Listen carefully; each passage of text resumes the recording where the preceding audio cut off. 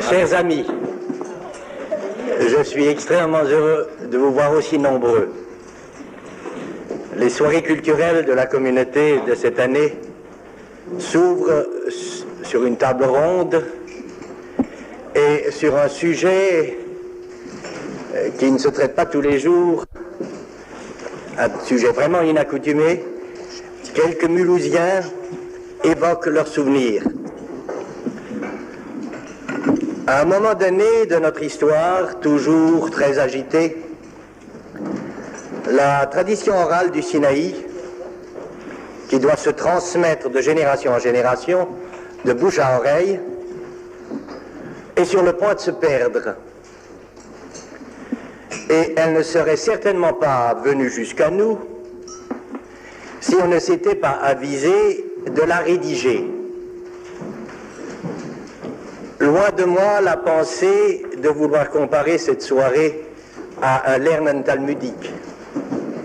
Et pourtant, il y a entre les deux quelques ressemblances, quelques similitudes étonnantes. Comme à l'époque de la rédaction du Talmud, la vie tourmentée de notre peuple a détourné, comme c'est souvent le cas aussi aujourd'hui, la jeune génération de la tradition ancestrale. Aujourd'hui, l'esprit des jeunes est dissipé, ils sont sollicités de toutes parts, le rythme de la vie est trop rapide pour qu'ils s'attardent à une histoire qui, précisément en raison de ce rythme, paraît si éloignée d'eux. Notons en passant que les archives des communautés et des consistoires ont disparu dans la tourmente de la dernière guerre. Pour évoquer notre passé, en fait relativement récent, il faut faire appel à la mémoire des acteurs ou des témoins oculaires des événements rapportés. Aussi, je tiens à remercier de tout cœur messieurs Léon Villard, Marcel Badguet, Marcel Simonin, Julien Koch, Raymond Ragne, Henri Val, qui ont procédé à une fouille méthodique de leurs souvenirs. Je remercie particulièrement monsieur le bâtonnier Paul Jacob, qui en plus de cette fouille a compulsé, vous le verrez, de très nombreux documents et qui, avec la maestria que nous lui connaissons, va mener les débats. Un autre rapprochement peut être fait.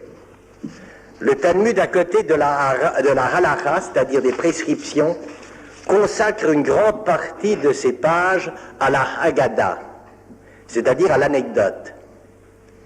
Il est vrai qu'il s'agit dans le Talmud de paraboles, d'allégories d'une grande portée morale. Ce soir, nous ne visons pas aussi haut.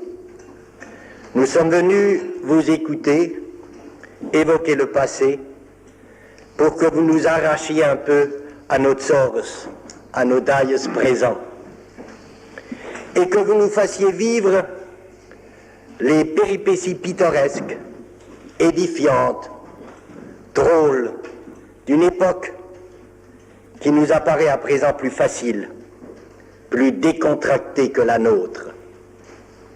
De toute façon, ces péripéties auront cette allure de détente et de décontraction quand le recul du temps donne aux hommes et aux choses leur vraie dimension.